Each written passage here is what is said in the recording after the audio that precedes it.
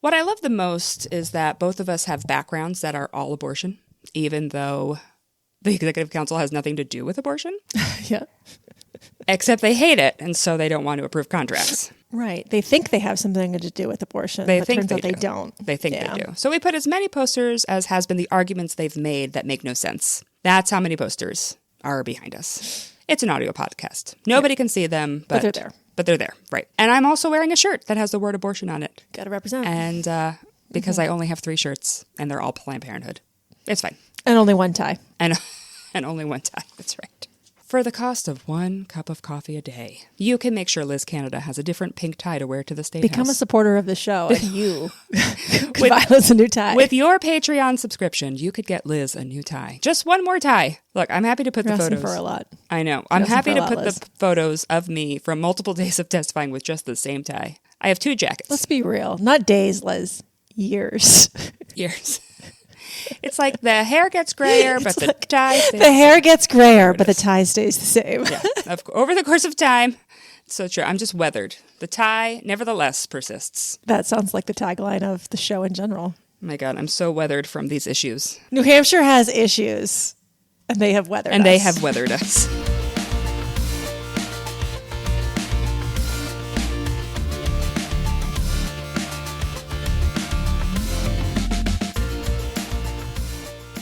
You're listening to New Hampshire Has Issues, and I am your host, Liz Canada, talking to you from the future, and like the far future.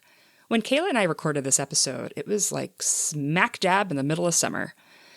And boy, oh boy, has a lot changed since then in our society, the vibes. I wore a tie to work the other day and felt like weird getting out of my car wearing a tie. So I hope this episode brings you a little joy. That's really the goal. Yes, by the end of the episode, if I offered you $1, I would hope that you know one executive counselor's name. But really, I hope you enjoy this and that it brings you a little bit of laughter. If you would like to support the show, you can go to patreon.com/nhhasissues. There's also a link in the show notes for that. This episode is generously sponsored by Seacoast Soil. You can find their information in the show notes as well. Thank you for listening, and I'll pass it back over to me. So we're not here to talk about abortion, even though the posters and my shirt say otherwise. We are here to talk about something that everyone is extremely familiar with, as far as I'm aware. Something that every single Granite Stater is like, I know exactly what that means when I hear the Executive Council. Oh, yeah, totally. This is sarcasm. We love sarcasm. This is sarcasm. Kayla, you're a fan favorite of the show. Oh, it's so fun to be here. People have been writing into the show for months saying, get Kayla Montgomery back on the show. Sure. Well, I think you're a fan favorite because no one knows the Executive Council, tragically, better than you do. Tragically. We have been talking about the Executive Council what feels like nonstop. And still, it seems nobody knows what it is. And part of that is because it's so unique to New Hampshire. And part of that is that they are a little bit shrouded in mystery. It's very different than what's happening in other ways in the State House. But it is not, in fact, the talk of the town, the Executive Council, despite how hard we have tried. I think we've knocked on every single door in New Hampshire to talk to people about it, but turns out they're not listening. I love when we knock on a door and then I say, hi, my name's Liz, yada, yada, yada. And then I say, so have you heard of the Executive Council? And then the look of panic on the person's face. I'm like, I'm not here to quiz you. You're not in trouble. I'm evangelizing. I'm evangelizing to you to bring you into the fold. Anyway, I really want to just ask people on the street for $1. Name any executive counselor. Name anyone. For $1. For $1. Can you tell me what the executive council is? Just name an executive counselor, past or present. Name any of them, and I'll give you $1. You would have a lot of dollars left in the pocket. You'd have so many dollars left in your pocket, you could afford a new tie. What are we doing with all these dollars? Well, we're asking people in the great state of New Hampshire, what is the Executive Council? Oh boy. Okay, so I am your host, Liz Canada. Welcome to New Hampshire Has Issues, the podcast that dares to ask, what the is the Executive Council? I'm tired of not cursing while I talk about it. I'm sick of it. I'll bleep it out. But what the is the Executive Council? Everyone else is asking it. Why not me? What the is it? Kayla, what's your tagline? You are actually, right now. I am asking it now. All right, what's your tagline? What do you have for the show? Well, Liz, it's a pleasure to be here. So, I'm so glad you're back. Welcome back. Yeah. I mean, it's like I never left. It's great. Welcome to New Hampshire Has Issues, the podcast that dares to ask, maybe we should take a little peek-see at what the New Hampshire Executive Council is and why we have it. A little look-see. That's kind of a long tagline. It's a little long, but let's take a little peek under the hood of the Executive Council. First and last in the nation. So I have a few questions for us to cover with the hopes that we actually answer them in an amount of time that I can actually publish an episode and that people can actually understand what the the Executive Council is. So let's start with your history. What brings you to the Executive Council conversation? How did you get roped into being on this podcast episode, besides that you asked to be on it? But other than that, what brings you to the Executive Council conversation, Kayla? Yeah, that's right. A couple of weeks ago when we were filming the first episode here, I said, and I hope maybe we can talk about the Executive Council. We didn't have time to talk about the Executive Council, but I was like, maybe I'll come back for that. Not thinking that I actually would, but here we are. Here you are. It's true. That was a long time ago. Right, be voluntold to do it. Yeah. So here we are. That was 4 months ago. Was it really? 4 months ago. I hate to tell you. 4 months ago. Time flies when you're talking about the Executive Council. And that's why this face is as weathered as it is. That's where the grays come from. Okay, so I have the distinction of going to Executive Council meetings pretty often over the last few years. Decades. Yeah. Let's be honest. And really experiencing that interesting form, that uniquely New Hampshire form of government for myself firsthand. Been through some stuff with the Executive Council. Did go into labor once. Oh, how did that go? There was that. That was a weird day.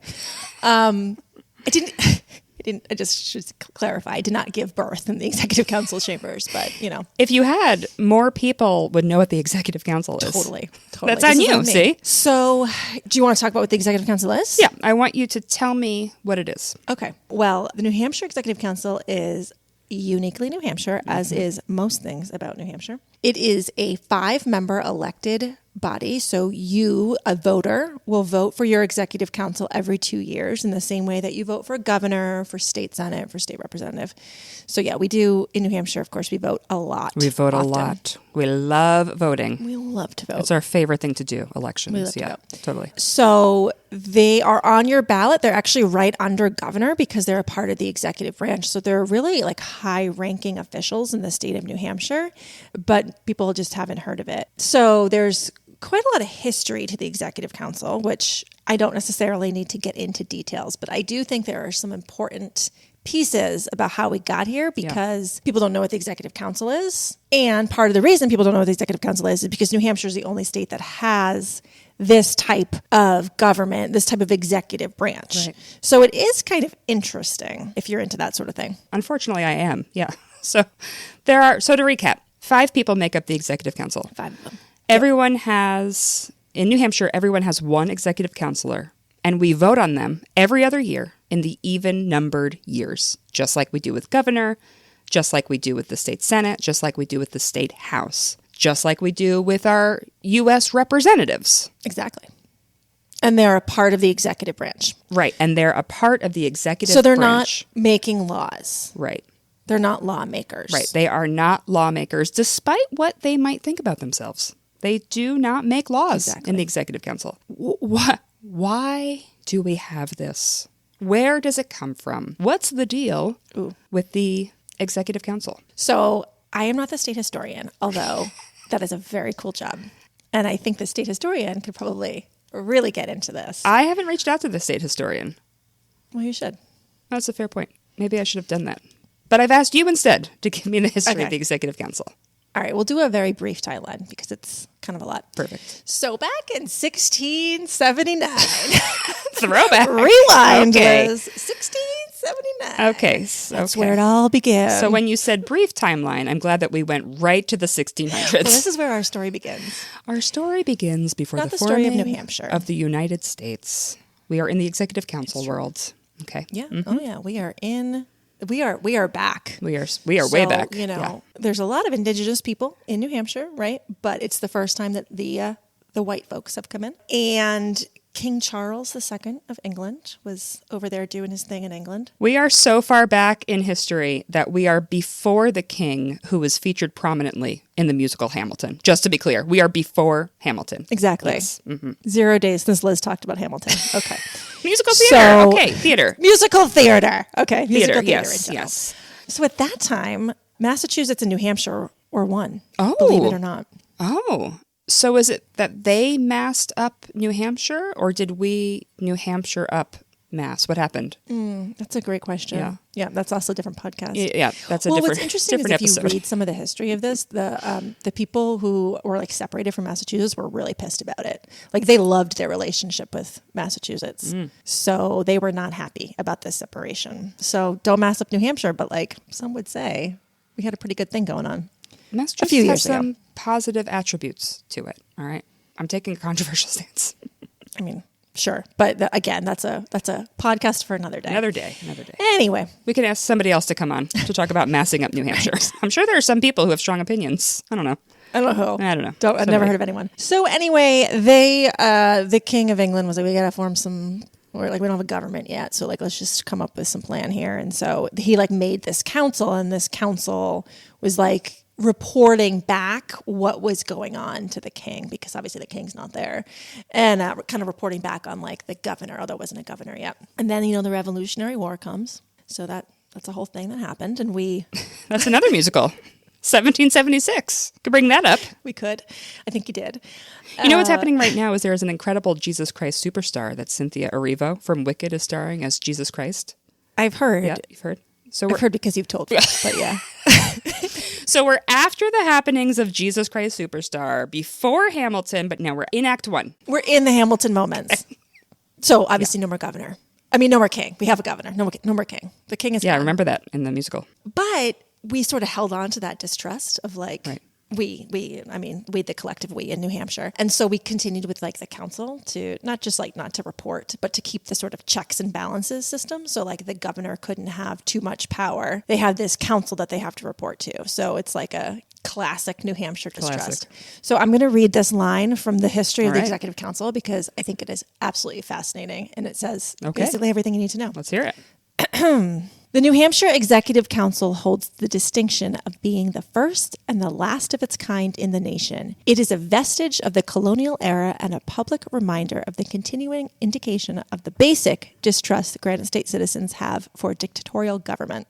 Yeah, so That's a lot. That says a lot about Granite you're Staters. telling us we don't like dictators? That's exactly what we're saying. It's baked into our history of the Executive Council. That's very interesting that as a state, we have this executive council because we don't like dictators. Fascinating. It's fascinating. Yeah. Interesting. Timely. And yet so old. First and last. It's a good phrase. First and last. Yeah. So we're going to fast forward all the way to 1850. And actually, Liz, what's interesting is that in 1850, this is where our story is going to end. Okay. Our story's going to end in 1850, but we're in 2025. Okay. All right. Yeah. Weird, huh? 1850, there's a constitutional convention. What is a constitutional convention? Oh, Liz, that's a whole nother topic. It's That's also in another- Hamilton. So you can listen to Act 2 and listen to the constitutional convention. Okay, we do not have time to get into what a constitutional convention is. It's a bunch of people getting together and figuring out the Constitution. Should I just perform the whole thing? Yeah, you should. I don't think that could be on podcast, though. Yeah, I'll probably get sued by Lin-Manuel Miranda. It's fine. It's on Disney Plus. You can go watch it. Okay, Franklin Pierce. So Franklin Pierce, you know him. Not personally. We all know him. But yes, yes. No, he's wasn't ranked very high as being a good president, I would say. But some would say he was extremely handsome. Who? You? So, Are you saying that? Should I quote you on that? Yeah, Franklin Pierce, totally handsome. He's extremely handsome. Extremely handsome. Quote Kayla Montgomery. Bit of a drunk, good abolitionist. Okay. Not a very good president. Right. Anyway, Yeah. he was the governor. Pluses and minuses. A lot of roses and thorns here with this guy. Totally. Right. He recommended at the Constitutional Convention that we get rid of, whether we abolish the Executive Council. This was in 1850. Okay. And the people of the convention were like, no. Like, absolutely not. And Liz, it has never been revisited since 1850. So That was the end. okay, so Franklin Pierce took a big swing And a big miss. and he whiffed it. Okay. All right. And nobody has been like, since then, since 1850, has been like, well, should we examine this? No one has even like brought the question. Well, I feel like we bring the question almost every day in our office. Well, no one's listening to us, apparently. But now we're on a podcast and people will listen to us. We're listening to each other. We've been shouting through each other about this and we decided to bring it on the air with microphones. Yeah. Right. So there's been like little tweaks, tweaks in like the way, but like basically, yeah, it's this group that is the check and balance on the governor, and we elect them. They're elected officials, and that is the way. It's the only one in the country that works like this, and here we are. So the checks and balances on the governor, how does that even work? The governor in states obviously have a lot of power, and everything works a little bit different. Like every state's going to be a little different. That's the beauty of how this country operates. Every state's going to be a little bit different, and every governor is going to have a little bit different sort of job description when they're elected. So in some states, the governor can choose their commissioners, whereas in New Hampshire, your commissioners and judges all have to be approved by the Executive Council. So the governor can make recommendations, but the Executive Council, the majority, so you have to get 3 votes in order to have their nominations approved. So the governor nominates someone. A recent example is the Commissioner of Education. Yep. Governor Ayotte nominated Caitlin Davis, and the previous Commissioner of Education, Frank Edelblut, was nominated by Chris Sununu, then Governor Chris Sununu. So the governor nominates the commissioner, but that's not the end of the process. The governor doesn't get to make that choice on their own. The Executive Council, those 5 people, have to, by a majority vote, approve that nomination. Exactly. So it's for like commission heads and also for judges in New Hampshire, because in New Hampshire, we don't elect our judges. Right. So 3 is the magic number. You need 3 3 or more. is the magic number. You got to get to 3. Got to get to 3. So got to find 3 of the 5. Because 3 is a majority of 5 people. Wow. Tell me more about this math. So the magic number is 3 to approve nominations by the governor. So the governor nominates commissioners, and you just said the governor nominates judges as well. Every judge in the state is by nomination by the governor, and then approval by the Executive Council. So the magic number is 3. And then the Executive Council also will approve or deny contracts over $10,000. So this is where Planned Parenthood comes in. Ding, ding, here we are. Ding, ding, Planned Parenthood. Yeah. And also lots of groups. And so there's obviously a lot of money that comes from the federal government, like a lot of money. The Executive Council has this big job of approving or denying these contracts. A lot of them are like really standard, like, just kind of like housekeeping, like, the money's coming in for whatever it is. Money comes in for Medicaid. Yeah. Yeah. Money comes in for a lot of things. Safety and education and federal money to repair healthcare. Bridges. Yep, bridges and roads. They approve or deny. And a lot of times it's just like standard. It's just sort of like, this is just a sort of a housekeeping. But then some things get really politicized. Right. And some things become sort of areas where the Executive Council has made a point to deny some of those contracts that come in just based on their politics. And Planned Parenthood contracts has, within the last few years, become one of those contracts that has been politicized. And that even though we're doing all the right things and Planned Parenthood of Northern New England is being awarded this money, they're just choosing to deny it based on political reasons. Even though, these contracts began coming to the state back in 1972, and they've always been accepted. And then over the last couple of years, all that has changed. 1972 being 100+ years after the Constitutional Convention, where it was like, should we rethink this Executive Council? Mm-hmm. Yep. Well, the ramifications arrived. So when you say contracts, that word alone is, it's kind of boring. So let's talk about what the contract is for Planned Parenthood of Northern New England. Paperwork. For example. Yeah, paperwork. What is the contract? Like, what is it? Because you said that Planned Parenthood of Northern New England was awarded the contract, but didn't get the money. So, talk a little bit more about that. Back in 1972, we're doing a lot of history here in this one, so much.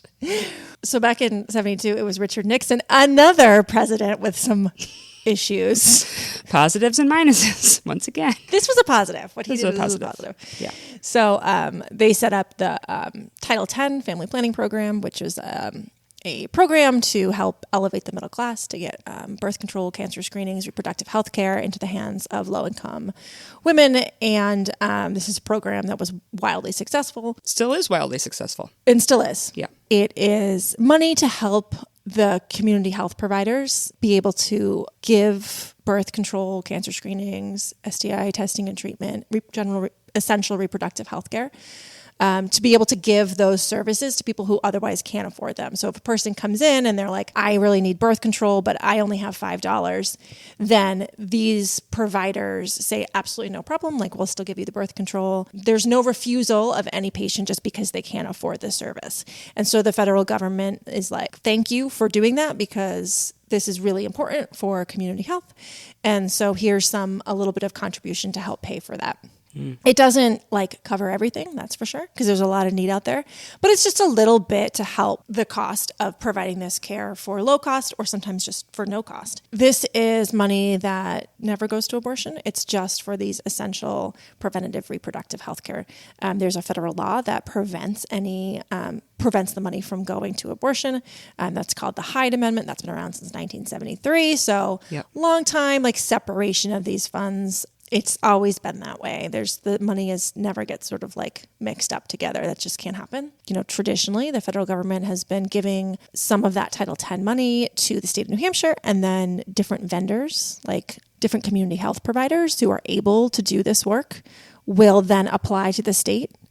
And then the state will say, because you do this much, you're going to get this much money. Because you do this much, you get this. So there's lots of different, sometimes there's 6 different providers, sometimes there's 11 different providers, whatever. It's whoever is applying that year. So the state makes their recommendations of who should be receiving this money and how much money. And then the executive council will approve or deny that. By a majority vote.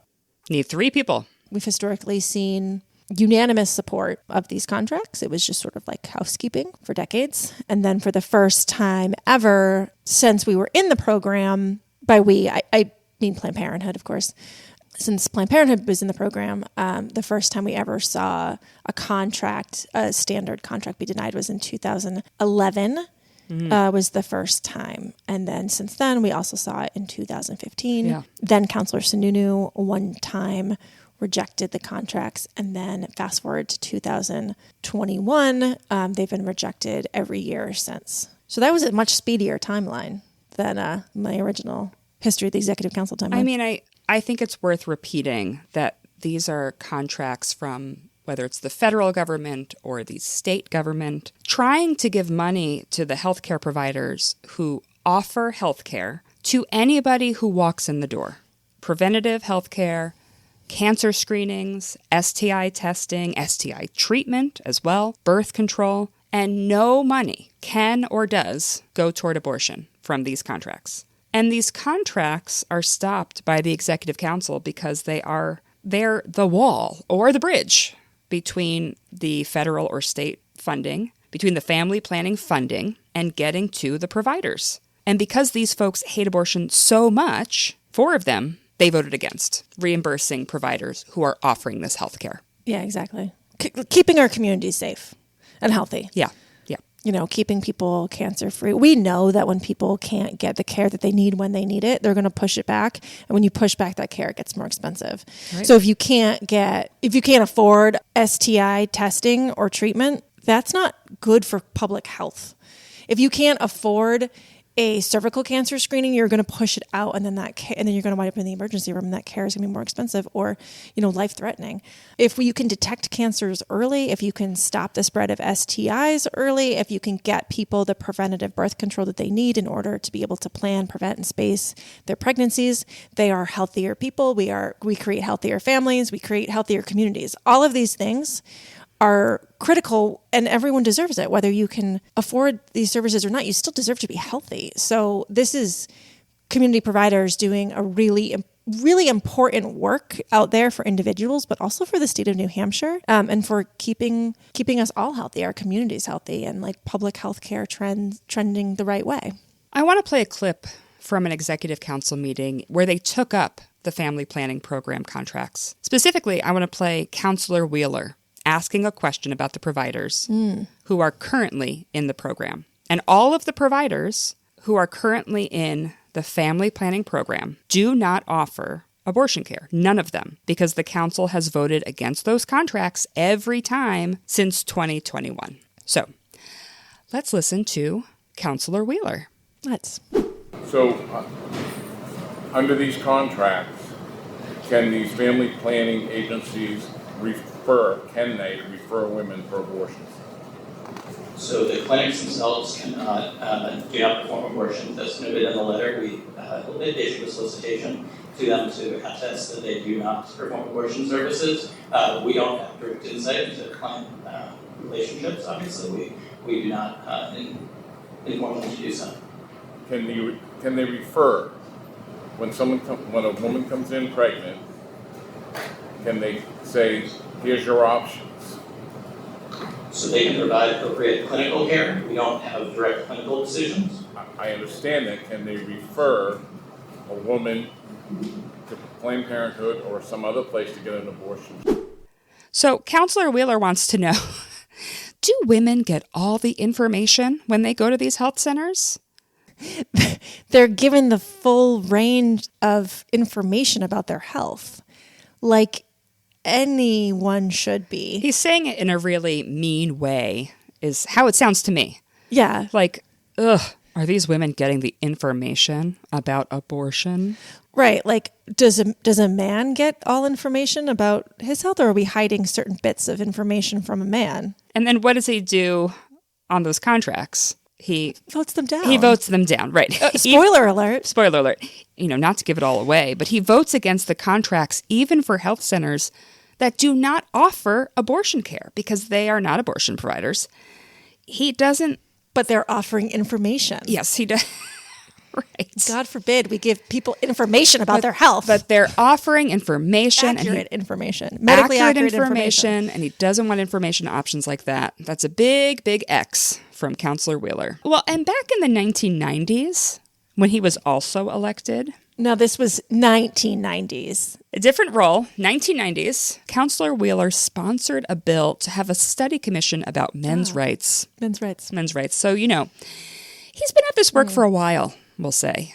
He's been really focused on men for a while. So we've talked about what the Executive Council does. We talked about commissioners. We talked about judges. We talked about contracts. And we've talked about how people don't know what the hell it is.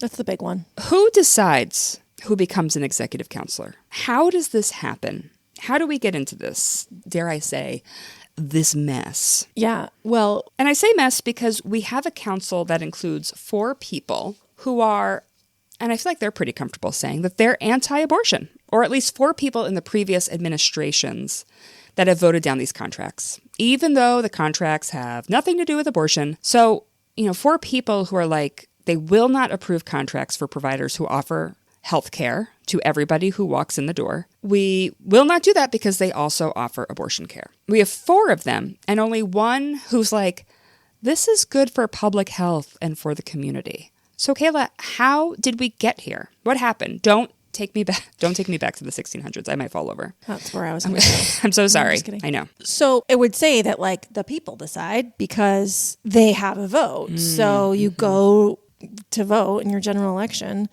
and you vote for your executive counselor just the same way you vote for the governor. But unfortunately, we have this little problem in New Hampshire with the executive council called gerrymandering. Gerrymandering.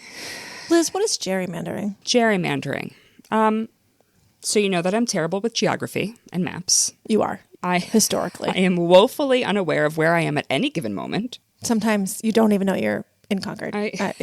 It's alarming, actually. I have made the wrong turn walking back to our office from a coffee shop that has 0 turns. I've gotten lost getting back. More than once. It's really, really bad. Liz, you're good at a lot of other things, but geography is not your strong suit. I'm good at some things. Pluses and minuses. Yes, right. Roses and thorns, baby. So, gerrymandering. So in a state, everybody votes for the governor, and everybody who's registered to vote in New Hampshire votes for the governor, right? So if you live in New Hampshire, if you are a registered voter, you can go and vote for who's going to be the governor. The Executive Council, there's 5 of them. So there are 5 sections of New Hampshire that are broken out, and depending on where you live is which district you are in. It's the same with Congress, right? We have 2 U.S. House representatives. We have what's called Congressional District 1, CD1, and you have Congressional District 2, CD2.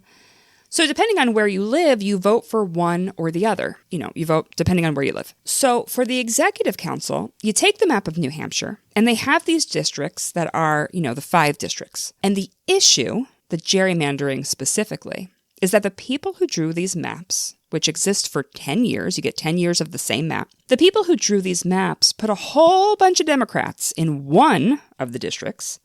And they drew the maps because they looked at all the numbers of registered voters, I assume, and they said, I don't know if they said it out loud, but maybe they did, but they put a whole bunch of Democratic voters in one of the districts. And the other 4 have a whole bunch of Republican voters, registered Republicans. So even though our state is pretty evenly divided, I would say, I feel like we're a truly purple state of about half of the folks vote Democratic, half of the folks vote Republican. It swings a little bit this way, that way. But because of how the map has been drawn, it is gerrymandered in that it is not really fair. A lot of the votes for Democrats go into only one district, and that makes it so that the Executive Council is kind of stuck for 4 Republicans and 1 Democrat.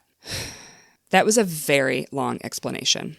No, but I mean, that's the truth. And there's the numbers that bear that out. You can look at the elections and look at the gross number of people who voted for a Democrat for Executive Council is in some cases the majority, and yet only 1 Democrat got elected. So that's you can see it's clear as day right there.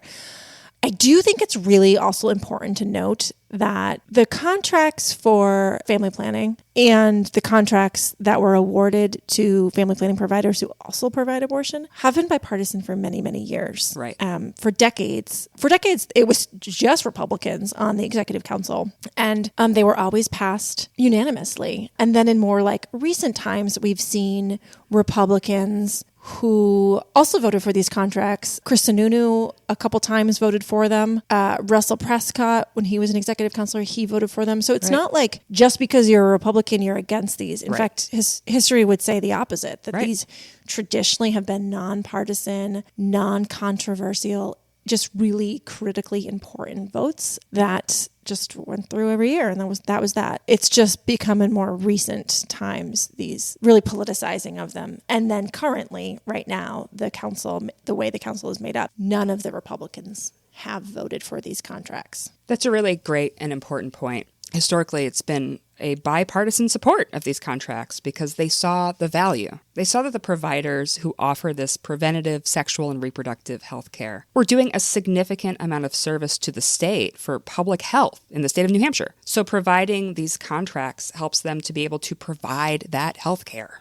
And then it became... Go ahead. The people who have voted against it have said, well, other providers will step in. Other providers will step in and do the work. And guess what? Years have gone by and no one else can step in because Planned Parenthood and these other community health providers that also provide abortion play such a critical role. And they are experts in sexual and reproductive health care. And not everyone can say insert an IUD, same day appointments. Right. Not other providers sort of have the background in this really critical work around sexual and reproductive health. So other providers can't just step in. It's us. It's Planned Parenthood Northern New England, and it's independent providers of sexual and reproductive health who are the ones that are doing this work, and people can't just step in. That's you can't just fill that hole. I wish I had the number in front of me. I'm desperately looking for it. I can't remember if it was 2020. It must have been 2022, the election of 2022, where... Mm-hmm. Where more than 50%... Yeah, I know what you're talking about. Yeah, where more than 50% of the votes cast for Executive Council candidates were for Democrats, were for Democratic candidates. And so you would think, because we talked about what the majority is, if you get 50+%, it would seemingly be 3 seats on the Executive Council going to Democrats. But what happened after that election, even with 50+% of votes cast for Democratic candidates, 1 Democrat was elected. And that's gerrymandering. That is gerrymandering, plain and simple. That you've drawn maps that put a specific group of people all in one district so that they cannot have the power of their vote in the other districts. And yes, Executive Council used to, in a bipartisan way, approve contracts and have discussions, and now it has become extremely politicized for just personal beliefs, fundamentalism, far-right beliefs. It's transformed what the Executive Council is. It's because of the gerrymandered maps that don't get changed until after the 2030 election. So maybe it's time to take a little peek-see at the Executive Council and why we have it. Yeah. I'm not saying we should abolish it. I am not saying that. because there is something uniquely New Hampshire about it. No, I'm saying But maybe, but maybe we should just like explore it a little bit, you know, like just, I don't know, just like look at this. Is this still what we want to be doing? Because we haven't looked at it in a few years, since 1850. 175 years. Thank you for doing that math. You're welcome. There are no executive counselors on the council now who were around in 1850. This is a very old state, but not that old. Yeah, I feel like it would be a great time to take a look-see. So much of it is there has to be a better understanding of the immense power. Well, Liz, you could knock on more doors.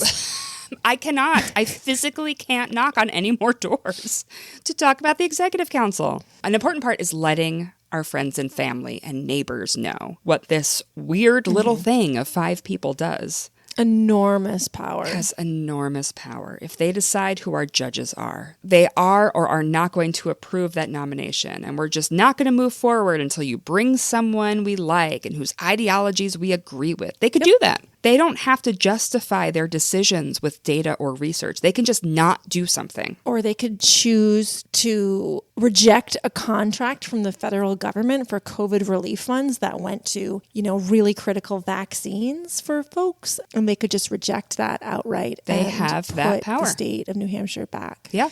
A couple of weeks in the process, just because they didn't like it.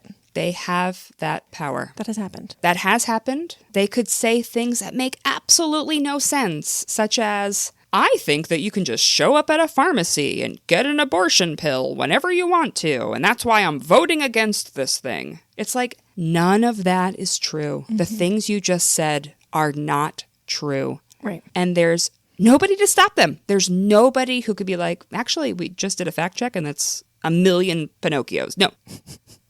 They have that ultimate power. Yeah, and I mean, that's also a great example because that has happened. Yeah. And even when, say, the commissioner of HHS has said, actually, medication abortion and emergency contraception are not the same thing, but turns out they don't care. The commissioner of the Department of Health and Human Services can stare at these counselors all day, and still, the counselors will still say the same things that are not true. They are made up, or they are given these talking points from folks who hate abortion so that they just repeat them. And there's nothing that can stop them from saying those things and then voting a certain way because they said them. Nobody to stop them, except for voting them out. You know who can stop it, though? Who? You. Oh, yeah, dear me. Listener. Yes. Oh, listener, yes. But it makes it really difficult when the maps are gerrymandered. And it's interesting that there is a state senator who wants to redistrict the congressional seats, which are not gerrymandered, but doesn't want to think about the executive council, which for sure is. We have a state senator who wants to make one of the congressional seats Republican. Is he running for something? He is running. Why does he want to do that for? He's running for U.S. Senate in the Republican primary. Yeah. So that's the platform he's going with. And we see this happening in Texas, right? I don't know when we're going to air this episode compared to what's happening there, but today, the Texas Republicans there are saying, we're going to redraw the maps so that we can make sure 5 congressional seats go from Democrat to Republican in Texas. That's gerrymandering. That is explicit stealing of seats by gerrymandering and by redistricting. And we have it here in New Hampshire with our executive council. It's happening here. Thank you for coming on the show. Thanks so much for having me. It was really fun to talk about the Executive Council. I will come up with more musicals to talk about, not just Hamilton, not just Jesus Christ Superstar. Although it's excellent. So good. She's an incredible Jesus. Amazing. I am sure that there are people in this country who are not thrilled that she is playing Jesus. Well, those people probably don't even know that this is something that they could watch. So don't tell them. It's important not to tell them. All right, well, I'm going to take my weathered face and go off into the wild. Thank you for being on the pod again. What do you want to come talk about next time? Do you want to quiz me on geography? Well, no, because you'd fail, and I don't want to do that to you.